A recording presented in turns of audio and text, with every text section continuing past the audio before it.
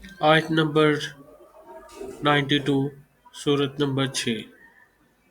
اور یہ بھی ایسی ہی کتاب ہے جس کو ہم نے نازل کیا ہے، جو بڑی برکت والی ہے، اپنے سے پہلی کتابوں کی تصدیق کرنے والی ہے، تاکہ مکہ والوں کو اور آس پاس والوں کو ڈرائے۔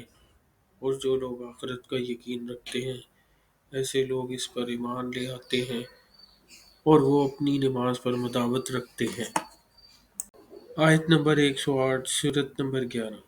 لیکن جو نیک وقت کیے گئے ہیں وہ جنت میں ہوں گے، جہاں ہمیشہ رہیں گے جب تک آسمان و زمین باقی رہے، مگر جو تیرا پروردگار چاہے۔ یہ اتنا ہی بخشش ہے۔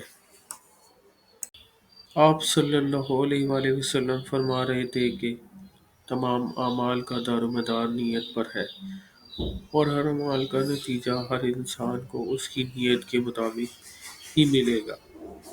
بس جس کی ہجرت ترک وطن دولت دنیا حاصل کرنے کے لیے ہو، یا کسی عورت سے شادی کی غرض سے ہو، بس اس کی ہجرت انہی چیزوں کے لیے ہوگی جن کی حاصل کرنے کی نیت سے اس نے ہجرت کی۔